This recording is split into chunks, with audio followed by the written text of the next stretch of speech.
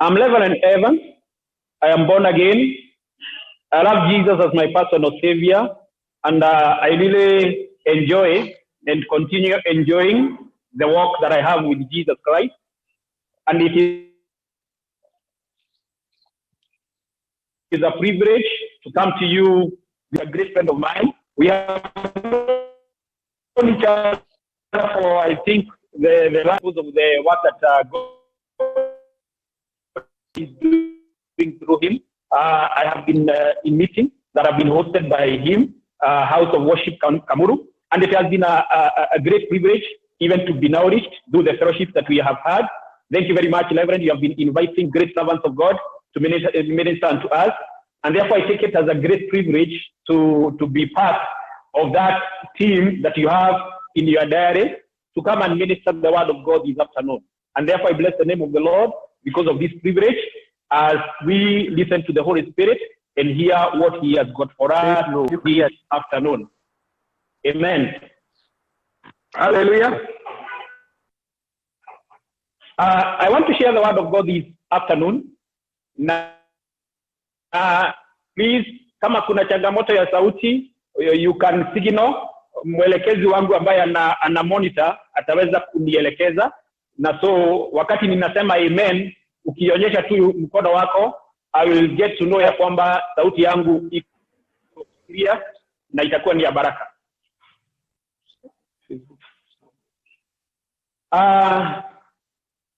I want to share the word of God this afternoon, and I am speaking on the topic choices in crisis.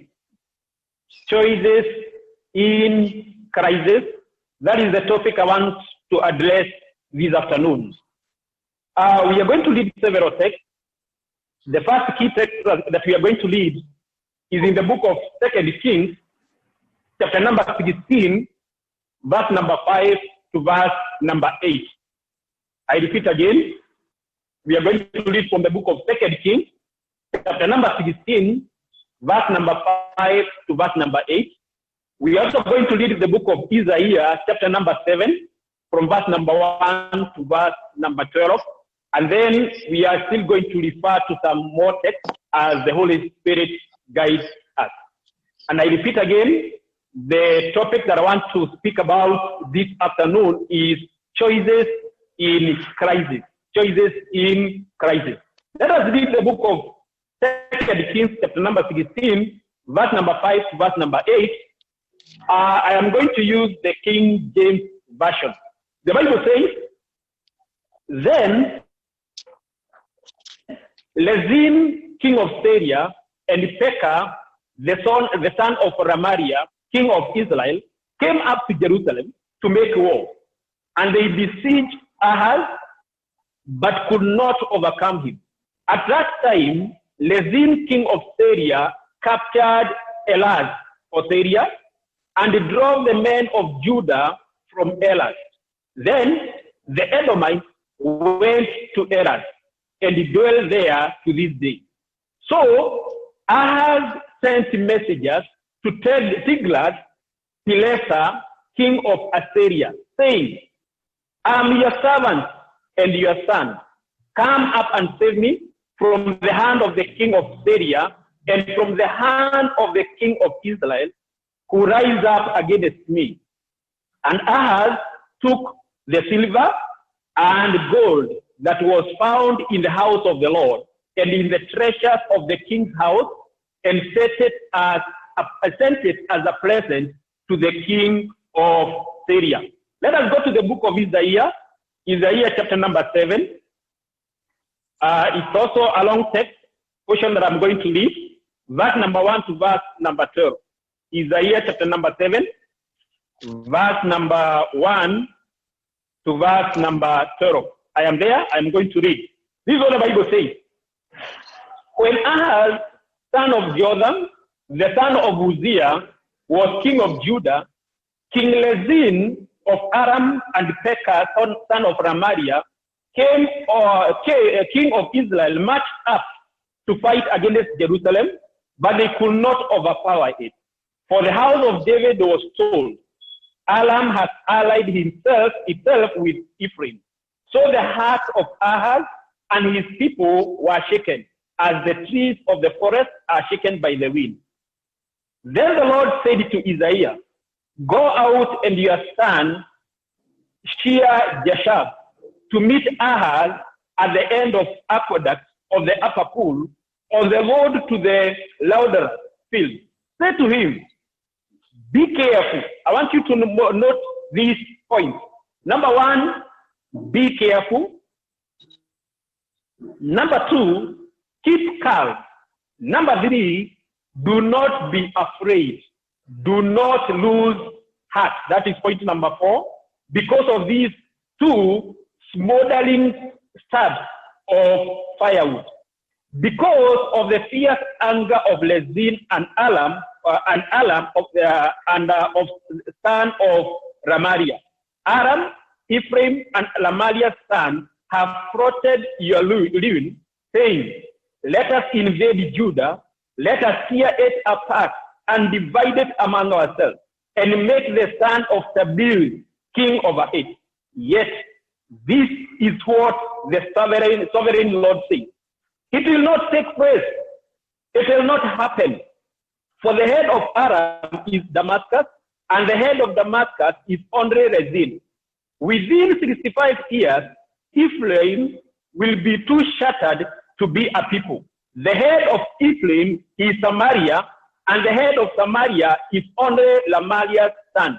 If you do not stand firm in your faith, you will not stand at all. Father, in Jesus' name, we thank you for this word that we are about to share this afternoon concerning making choices in crisis. Holy Spirit of God, minister to each and every one of us for the glory and honor of your name. In Jesus' name, we pray and we believe. Amen. Nipungie mkono wako kama tuko pamoja. Bwana asifiwe sana. In life, we always have crisis. And I want to quote the words of Jesus Christ in the book of John, chapter number 16, and verse number 33. This is what Jesus told the disciples. The Bible says, I have told you this thing so that in me you may have perfect peace. In the world, you will have tribulation and distress and suffering. But be courageous, be confident, be undaunted, be filled with joy. I have overcome the world. My conquest is accomplished.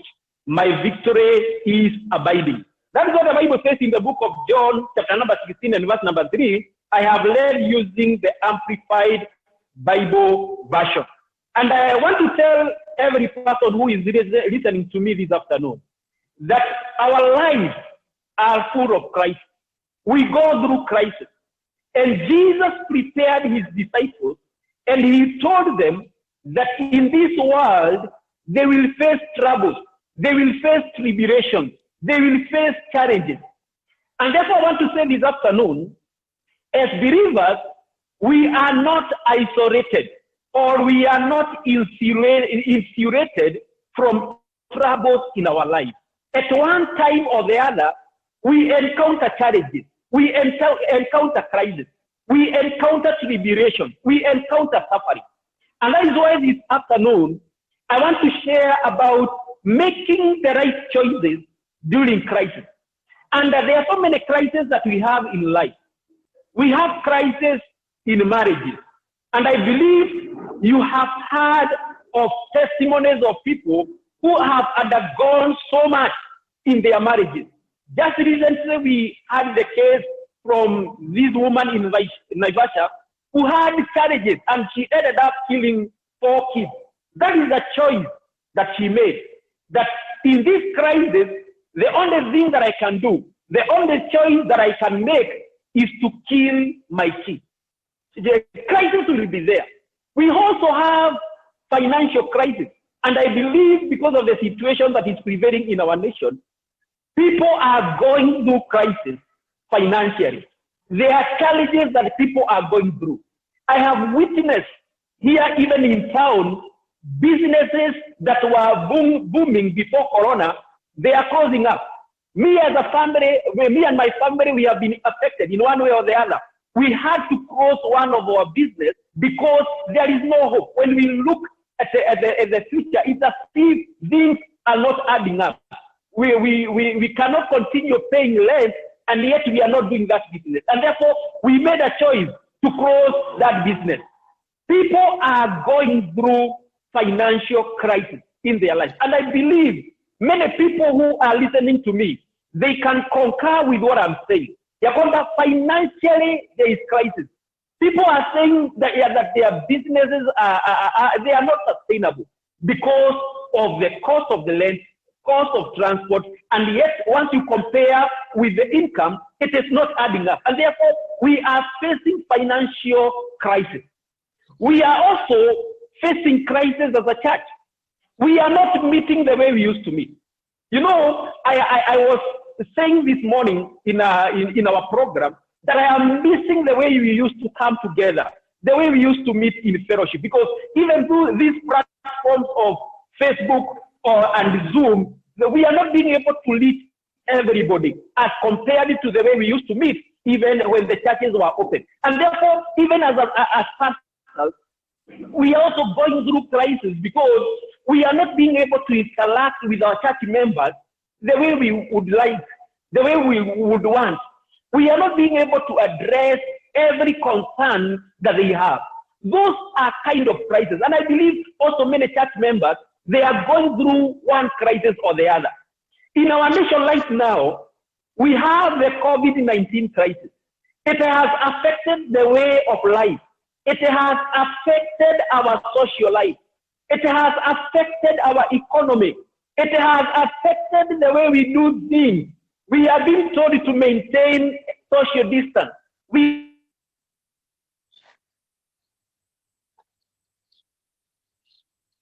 are being told to sanitize. We are challenged. And therefore, that is why I want to speak about choices in crisis. Now, Ahaz, the king of Judah, is in crisis. And I want to refer to some texts, though we are not going to read. In the book of 2 Chronicles, chapter number 28, starting from verse number 6.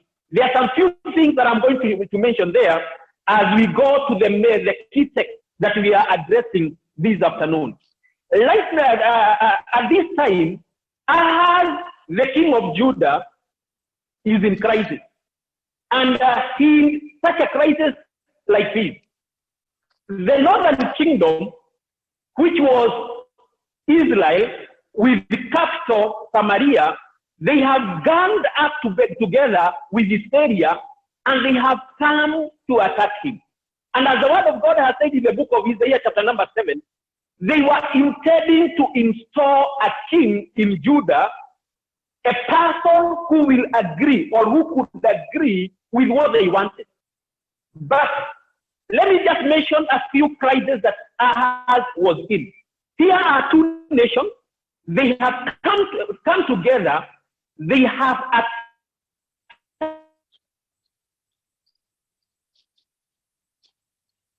attacked Judah. And the word of God, in your own time, you can read the entire. But let me quote what the Bible says in verse number 6. The Bible says, 2 Chronicles chapter number 28 and verse number 6. This is what the Bible says. In one day, Pekah, son of Lamaliah, killed 120,000 soldiers in Judah. That is the magnitude of crisis that Ahaz is in.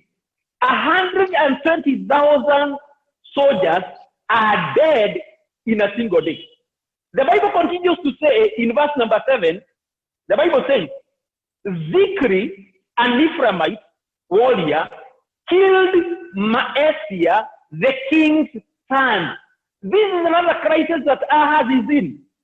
His only son has been killed. Not only that, the Bible continues to say, Azrikam, the officer in charge of the palace, and Elkanah, second to the king, they have also been killed.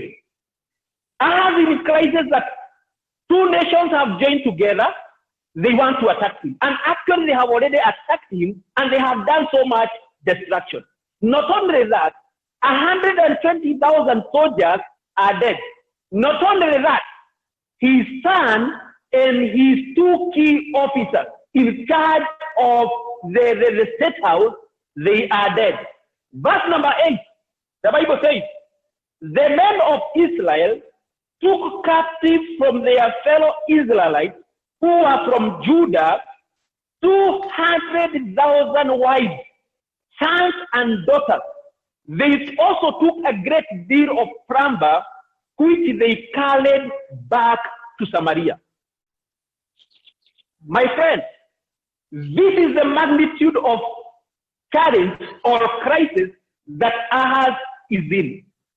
I don't want to go deep in the book of 2 Chronicles chapter number 28, but you can read that text in your own time because we don't have much time. But I want to say this. In the midst of this crisis that Ahaz is in, the servant of God Isaiah is sent by God to bring a message. Because the word of God has said in chapter number 16 and verse number 7 and 8 that Ahaz, during this crisis, he made a choice. And he appealed to our the king to help him. And the word of God has said in the book of Isaiah that God had sent a message through his servant Isaiah. And the word of God has said, I have told you to mark the 4 points. Isaiah is coming to us with this word: be careful. My friend, I want to encourage you this afternoon. Despite the crisis that you are going through, it may be financial, it may be marital, it may be any kind of crisis that you are going through. Maybe even your businesses are closed up. I want to encourage somebody this afternoon, and I want to tell you in the name of Jesus Christ that in the midst of that crisis, be careful. Be careful. You know, when we are in crisis, many times we easily forget the past victories of God in our life. Wakati mwingi, wakati tunaingia katika changamoto, huwa tunasahau ushindi ambao Bwana ametupea hapo awali. And I want you to look back into your life. There are some past victories that you can note that God brought in your life. But because of the crisis or a temporary crisis that we usually find ourselves in, it is very easy, if we are not careful, to forget the past victories of God in our life. If you read in the Bible, God had fought so many battles for the Israelites, and more so for Judah. There are many times that Judah had been attacked, and in a very divine way, God intervened and fought their battle. We know even the case of David and even other kings that followed after him. Many times when they were attacked, they called on God, and God came and sorted their situation. And therefore, Isaiah is coming with his word to Ahaz, and he is telling him, in the midst of crisis that you are in, Ahaz, be careful. My friend, I want to tell you this word this afternoon. In the midst of that crisis that you are in, I want to encourage you this afternoon. Be careful. Be very careful. Because if you are not careful, you may end up making the wrong choice. Ahaz made the wrong choice. Even after the word of God had spoken, and he had been told, be careful, he still went his way to seek help from a pagan king. In the midst of crisis that you are in, where is the source of your help? And I want to tell you, there are only 2 choices that you can make when you are in crisis. Number 1, you can choose to trust in God, or you can choose not to trust in God. Only 2 choices that you can make when you are in crisis. Number 1, I have said, you can choose to trust God. Or number 2, you can choose not to trust God. And therefore, Isaiah brings the message of God to King Ahaz. And he is telling him, be careful. My friend, it may be, or it may seem as if there is no hope in your life. It seems as if Corona will be here with us for quite some time. But I want to encourage the church this afternoon. And I want to say this, let us be careful. Let us not be swayed by what the world is saying. Let us lift our eyes unto the Lord. The Bible says that I lift my eyes unto the hills. Where does my help come from? My help comes from the Lord, the creator of heaven and earth. And I want to say this afternoon. In the midst of the crisis that we are in, we are going to lift our eyes unto the Lord, the creator of heaven and earth. He is able to help us. Let us not forget that in the past, he has fought our battle. And whenever God fights your battle, be assured that you are more than conqueror in Christ Jesus. And therefore, I want to tell everybody who is listening to me, maybe your business is not working. Maybe your marriage is not working. Maybe the expectations and the plans and the visions that you had for this year, it's as if they will not come to pass. But I want to tell you, in the midst of the crisis that we are in, be careful. Wale ambao wanatazama wakiwa manyumbani na labda uko karibu na mke wako na mtoto wako, ninataka umwambie be careful. Those are the words that Isaiah told Ahaz. In the midst of this crisis, that two kings have ganged up together, they want to finish you.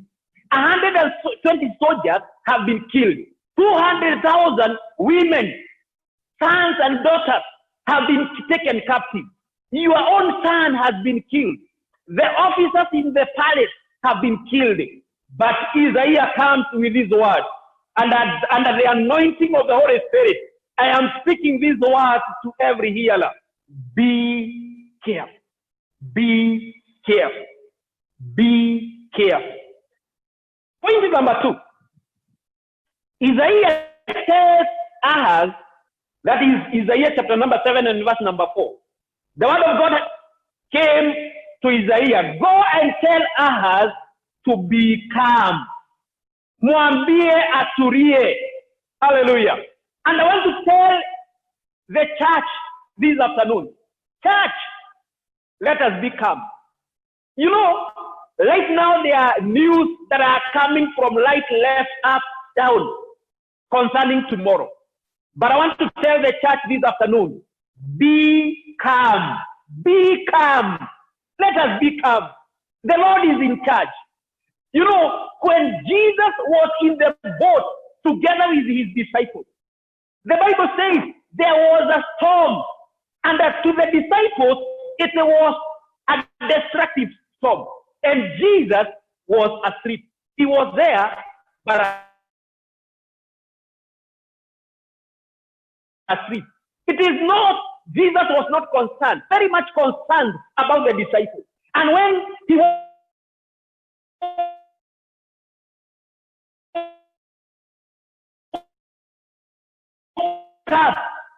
he quieted storms are crisis. In the midst of that storm, in the midst of that crisis, be calm, my brother. It may be, or it may seem as if God is doing nothing. But I want to tell you, God is doing a lot of work to bring a solution in your life. He only wants you to be calm. Be calm, my brother. Be calm, my sister. Be calm, my friend. That is what Isaiah told Ahaz. Be calm. And you know, sometimes it is a challenge to be calm when you are surrounded by crisis. Because, as I have said, soldiers are dead. People have been taken captive. Many cities that belongs to Judah have been taken away by these two kings. And therefore, the word of God is coming. Be calm. I know sometimes to be calm in the midst of challenges, it is difficult. But that is what God told Ahaz through Isaiah. And he is speaking that word to us this afternoon. In the midst of the crisis that you are in, I want you to make this choice that I am going to be calm. Kwa sababu Mungu wangu ananishughulikia. Jambo la tatu ambalo Isaiah anamwambia mfalme Ahaz, don't be afraid. Chapter number 7, still in verse number 4. Isaiah comes with this message to Ahaz. do not be afraid. I don't know if you are in the position of Ahaz, what you could have decided to do, or the choice that you could have made. The attack is there. It is real. It is taking place. But the word of God comes to you. Be not afraid. You know, fear is believing something bad will happen. But faith is believing that something good will happen. That is the difference between fear and faith. Faith is believing that something bad will happen. But faith is believing that something good will happen. And therefore, when God is telling Ahaz not to be afraid, he was telling him, be encouraged, have faith in God, believe that something good will happen. And I want to speak to each and every one of you.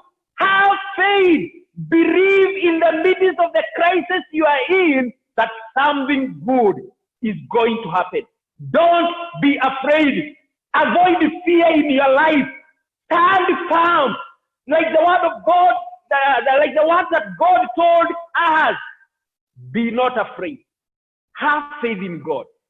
The last thing that God told Ahaz through Isaiah, do not lose heart. Do not lose heart. Whenever we lose heart, we give the devil an opportunity to speak to our life. And therefore, God is telling Ahaz, in the midst of this crisis that you are in, I want you to make a choice. And the choice that I want you to make is that don't lose heart. You know why God is telling Ahaz not to lose heart? Because there is a promise that God had made through David. And he had told David, in your household, there will never cease to be a king.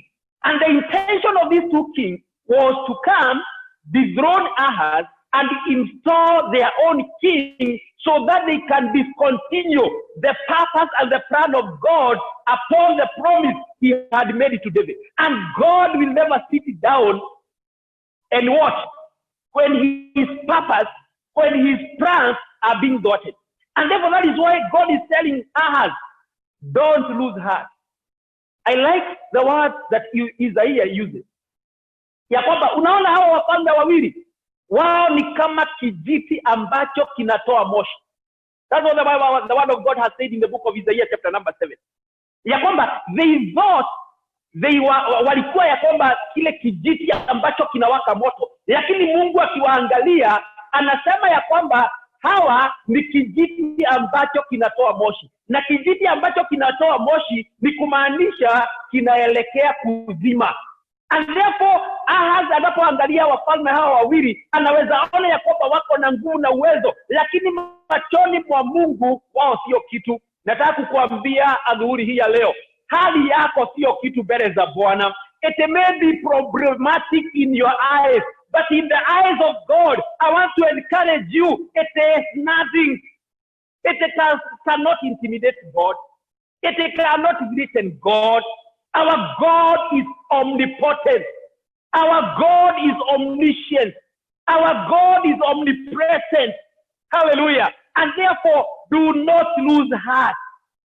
Don't make the choice of losing heart.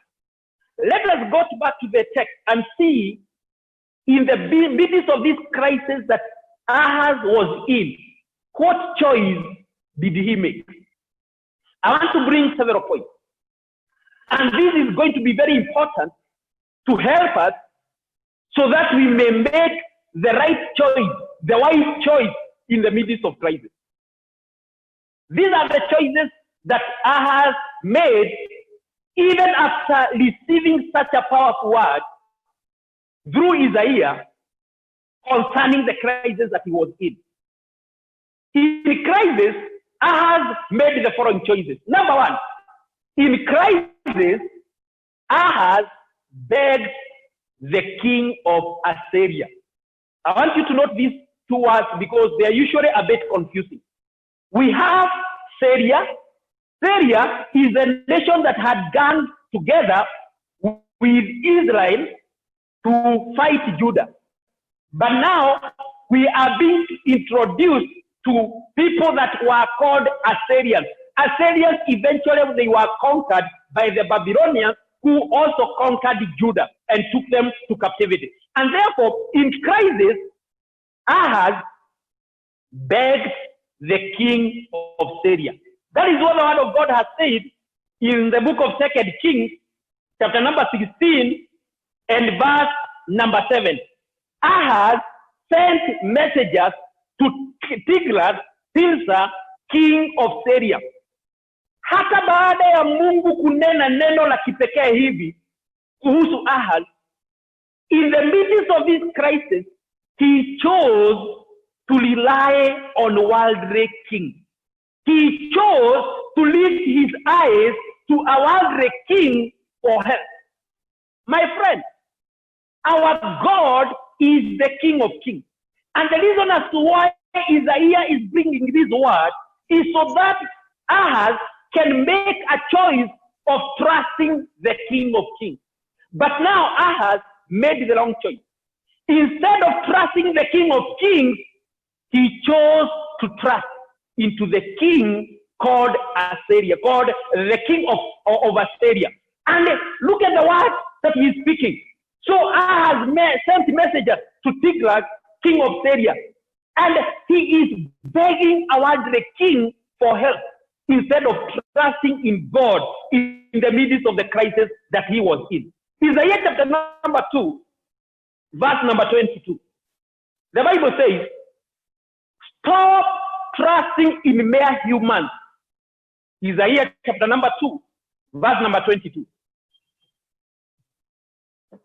The Bible says, stop trusting in mere humans who have but a breath in their nostrils.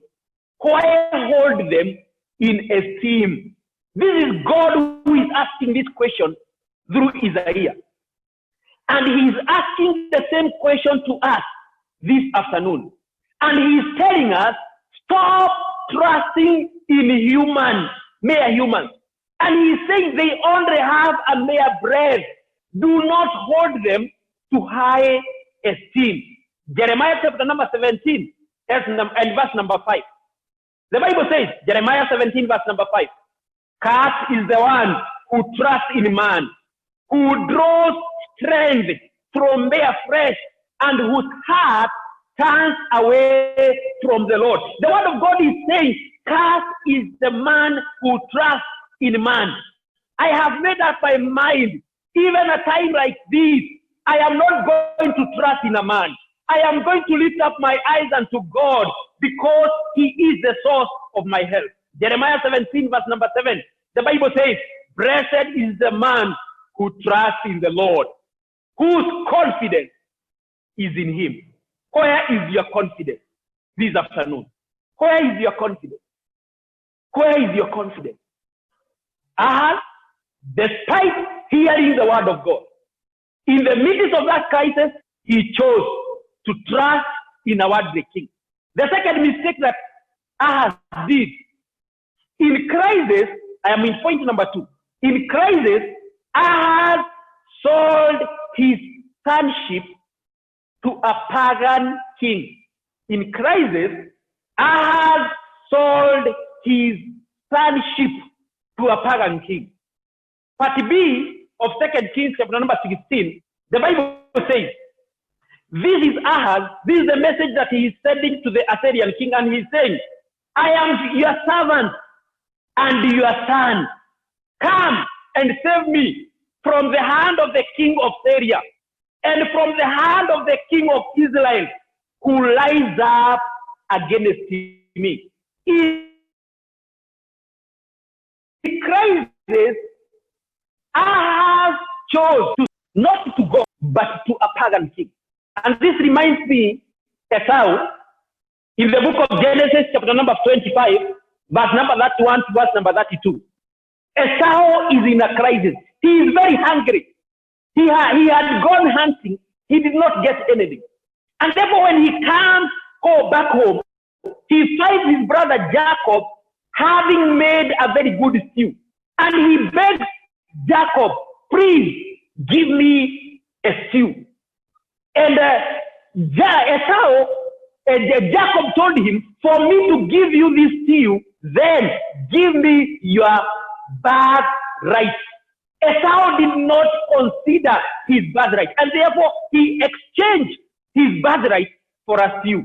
I want to tell the church this afternoon, we are not going to exchange our sonship with the temporary solutions. Hatutauza urithi wetu kwa sababu za faida ya wakati mchache. And therefore, Ahaz, in the midst of crisis, he chose to compromise. I want to tell every hearer this afternoon, we are not going to compromise in the name of Jesus Christ. Despite the situation, the crisis we are in, hatutakubali kujichanganya. Tutasimama wima kwa sababu tunajua kama ni Mungu amenena neno juu ya maisha yetu, neno lake litasimama. The word of God will stand. You know, God spoke to Joseph through a dream. Na wakati Yusufu anaenda kuambia ndugu zake ile maono na ndoto ambazo wamepata, ndugu zake wanamweka kwa shimo na baadaye wanamuuza kama mahabusu. But I want to tell you, despite the crisis and the challenges that Joseph went through, eventually the word of God that had been spoken concerning his life prevailed. I want to tell you, despite the crisis that you are going through, the word of God concerning your life will prevail in the name of Jesus Christ. Neno la Mungu juu ya maisha yako ni lazima litasimama.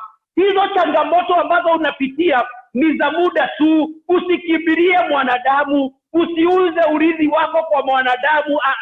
Simama imara, ngojea Mungu, ni lazima atakuja, na akija atakusaidia, atakupea suluhisho katika maisha yako. And therefore, because of crisis, Ahaz anamwambia mfalme wa ulimwengu ya kwamba mimi ni mtumishi wako, mimi ni mwana wako. It should not be that way for us as believers. We are not going to compromise our beliefs because of the crisis that we are going through. We know that this crisis is temporary. Eventually God will come and he will rescue us. Let us believe the word of God. Ministers of the word of God wamekuwa wakitumwa na jumbe nyingi. Ninaamini kanisa la Githongori kuna jumbe ambazo za mtumishi wa Mungu amekuwa akileta katika maisha yenu. Kanisa la Kamuru, I believe mtumishi wa Mungu Reverend Waroe, kuna jumbe za Mungu amekuwa akileta katika maisha yenu. Simameni na hizo jumbe. Hiyo ni sauti ya Mungu ambayo imekuwa ikinena katika maisha yenu. Msikubali kujichanganya. Msikubali kuuza urithi wenu kwa sababu ya changamoto za wakati mchache. Point number 3. In crisis, Ahaz gave out treasures from the house of God. 2 Kings, chapter number 16, and verse number 8. Katika changamoto, Ahaz kile ambacho alifanya, alichukua mali ambayo ilikuwa dedicated kwa sababu ya madhabahu, kwa sababu ya hekalu, na akaipea mfalme wa ulimwengu. Listen to what the Bible says in verse number 8. And Ahaz took the silver and gold that was found in the house of the Lord and in the treasuries of the king's house, and sent it as a present to the king of Assyria. Wakati changamoto iliinuka, what Ahaz did, he went into the house of God. He took some treasures and he gave them to a pagan king. To a pagan king. Anachukua mali ya hekalu. Na unakumbuka vile Solomon alikuwa amegharimika kujenga hii hekalu. Lakini hapa kuna inuka mfalme ambaye anaitwa Ahaz, kwa sababu ya changamoto ambazo zimemzingira, anachukua kile ambacho ni cha hekalu, anaenda kupea mfalme wa ulimwengu, mfalme ambaye hata hamtabui Mungu. My friend, we should never do that mistake in our life because of the crisis we are in. We should never even think about doing such a thing. I want to ask you several questions. Where do you take your sacrifice? Where do you take your sacrifice? Even in the midst of crisis, where do you take your sacrifice? You know, right now, we have so many servants of God who are coming forth with the message. Tumeona wengine kwa runinga, wengine kwa social media, na wengine hata hatuwajui vyema, lakini some people are very quick, kwa sababu wametoa neno ambalo wanasema ni la kinabii, tunakibiria kwao na tunatoa sadaka kwa watu ambao hata hatujui maisha yao vizuri. Mpendwa, let us not make that mistake as believers. We have been nourished, we have been taught. Let us not make that mistake. Where do you take your sacrifice? During crisis, Ahaz anachukua dhabihu na anaitoa katika nyumba ya Bwana, anaitoa katika nyumba ya mfalme, anaenda anapelekea mfalme ambaye hata hajui Mungu. Swali lingine, in which mountain do you offer your sacrifice? Katika mlima gani huwa unaenda kutoa dhabihu yako? In which mountain do you give your sacrifice, or do you offer your sacrifice? Number 3, to which king do you surrender to? To which king do you surrender to? Those 3 questions I'm asking in relation to the decision that Ahaz made. In the midst of crisis, he made the wrong choice. May the Lord help us not to make such a choice like Ahaz. Number 4, the 4th choice that Ahaz made. In crisis, Ahaz changed the pattern of the things of God. In crisis, Ahaz changed the pattern of the things of God. Verse number 10 to verse number 11. Ahaz has gone to Damascus. The king of Assyria has come. He has helped him. He has been able to overcome the enemy. And now, after the battle, King Ahaz anaenda kumtembelea mfalme wa Assyria.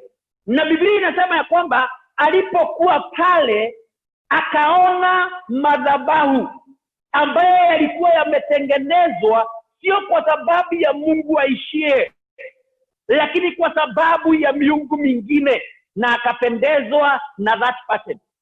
Na ili aweze kumfurahisha mfalme wa Assyria, the Bible says alichukua mchoro na akatuma kwa kuhani kule Juda na akampea instruction ya kwamba atengeneze madhabahu kama yale. In other words, he is changing the pattern of the things of God because of Christ. My friend, the Bible says in the book of Romans chapter number 12, verse number 1 to verse number 2, I beseech you, brethren, that do not conform to the standards and the patterns of this world, but be renewed. Our minds are supposed to be renewed through the word of God.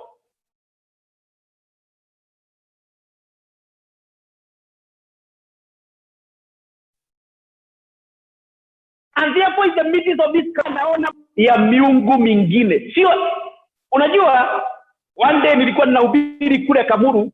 By then sikuwa nimefanyika pastor. And when I went there, I saw the nice church they have made. And I remember saying this, ya kwamba wakati washirika wa kanisa la Kamuru wataenda pahali na waone ya kwamba kuna watu wamejenga jengo kama lao, wasiulize ni nani, wajue ya kwamba ni mimi. Why?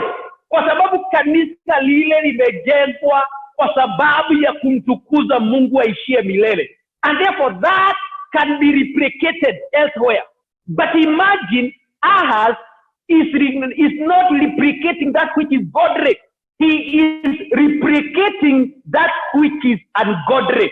May the Lord help us in Jesus' name.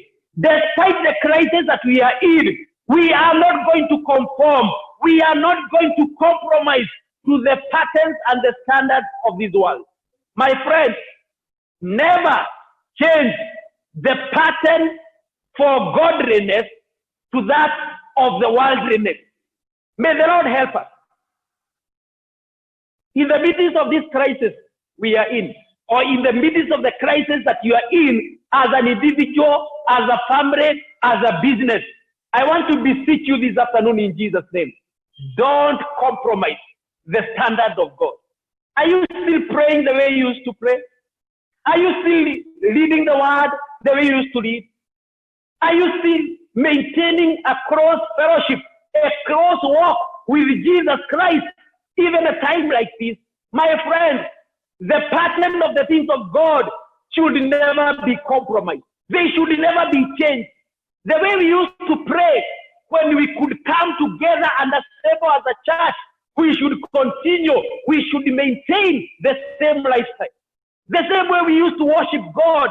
The same way we used to seek God. The same way we used to maintain righteousness and purity.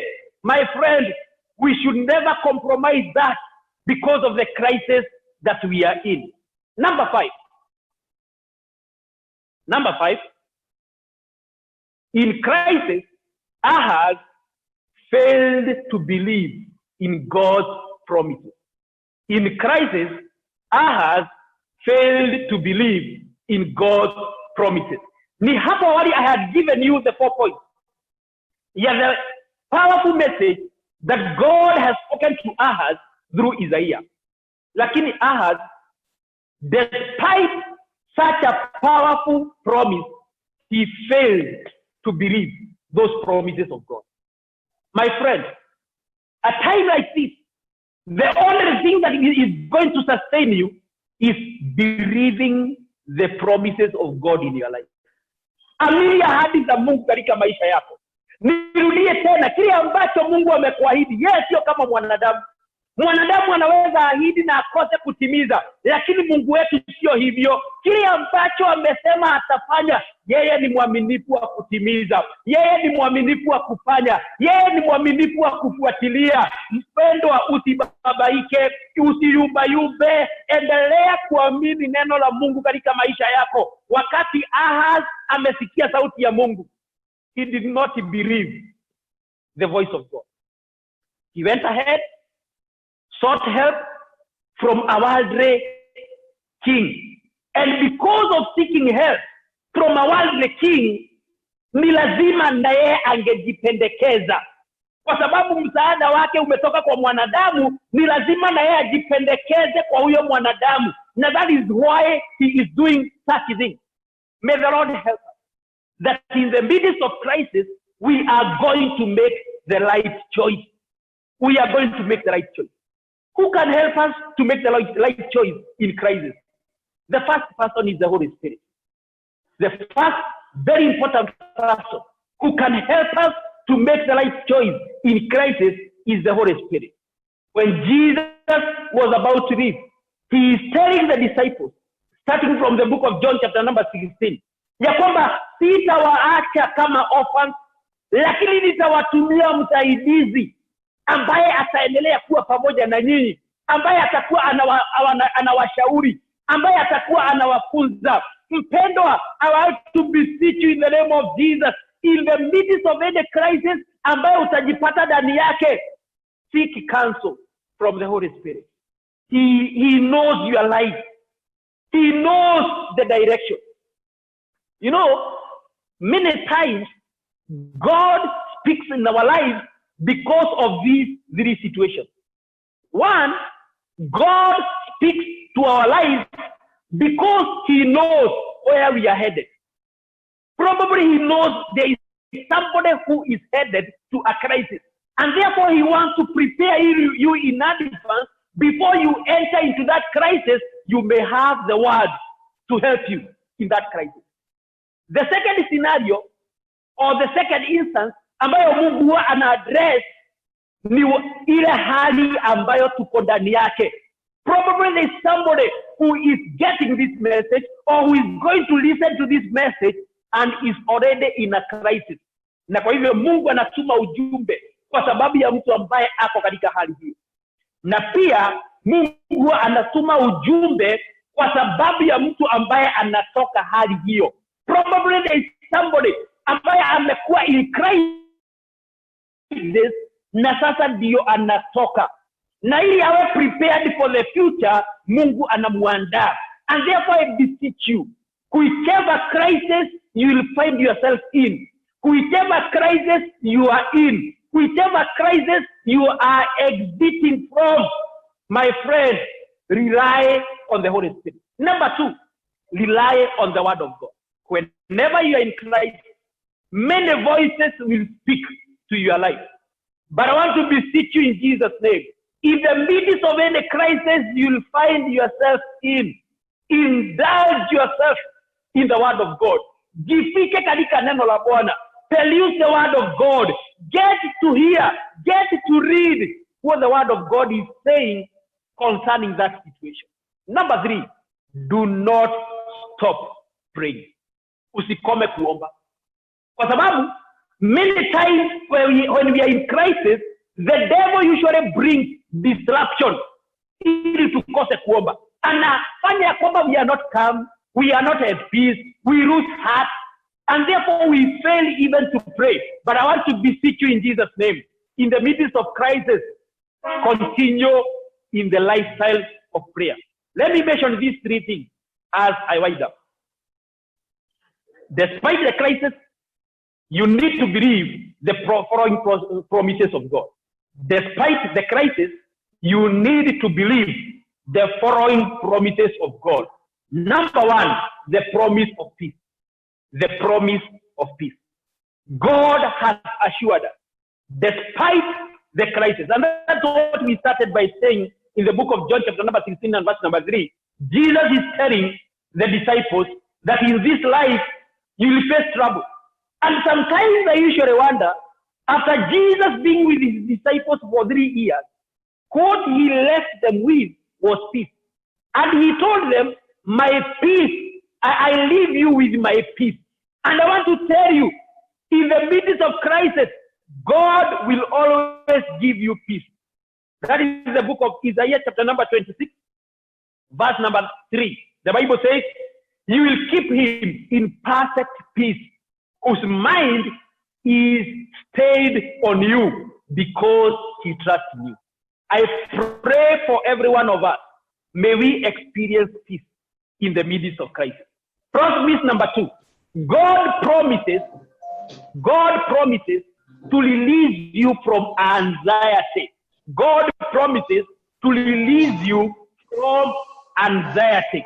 Philippians chapter number 4, verse number 6 to verse number 7. Philippians chapter number 4, verse number 6 to verse number 7.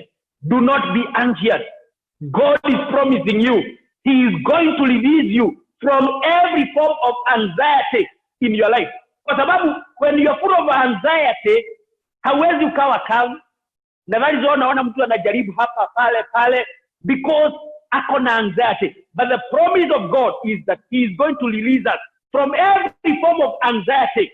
But the condition is, we must trust in him.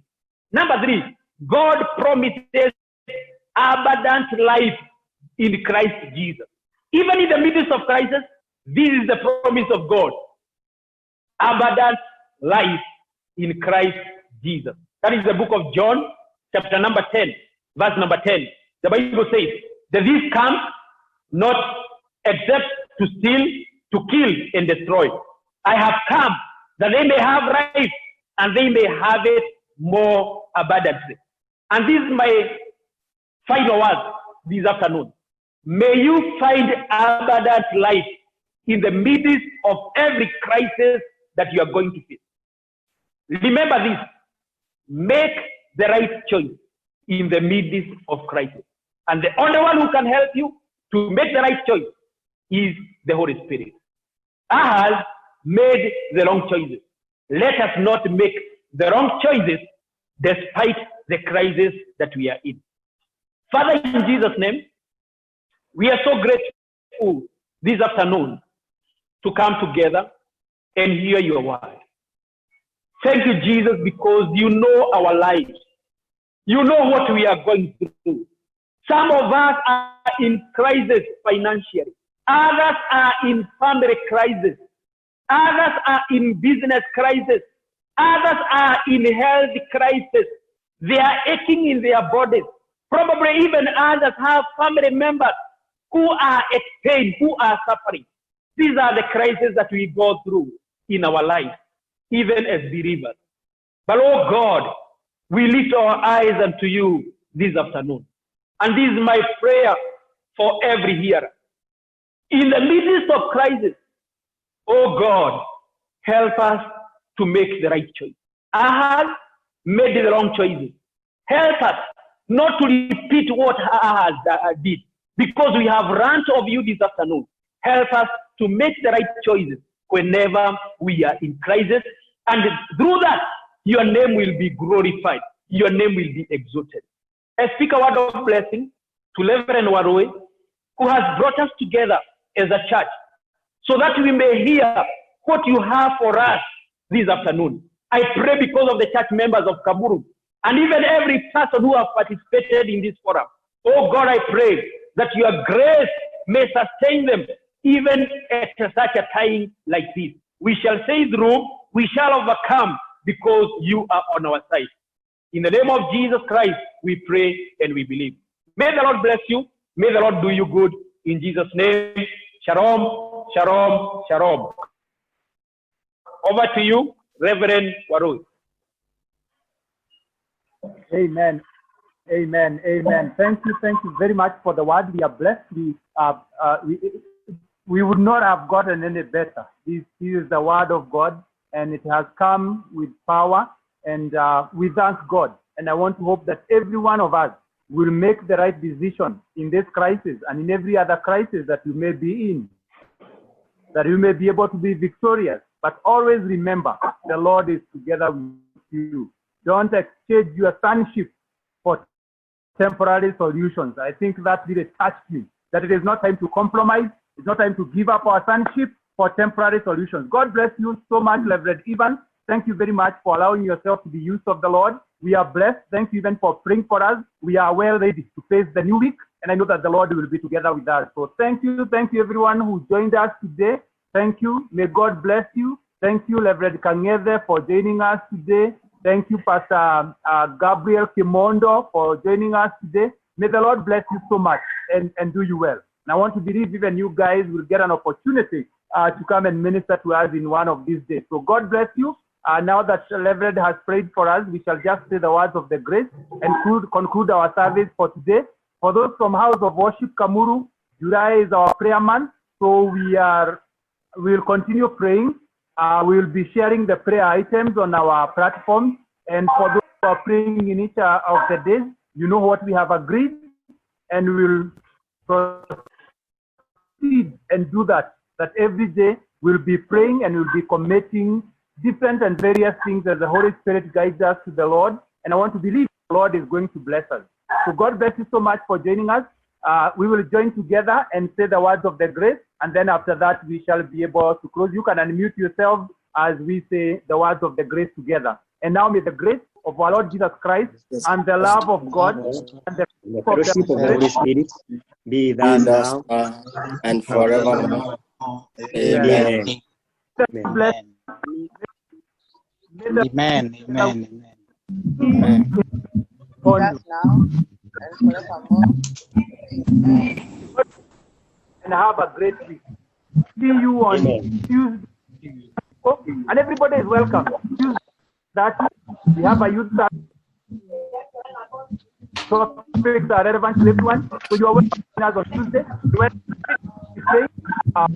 including Wednesday. On that, our men and fellowship.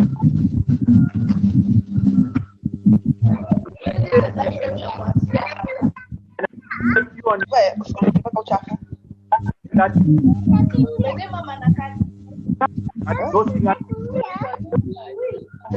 and you are welcome to join us. So God bless you and have a great remaining part of the day. Kwaherini.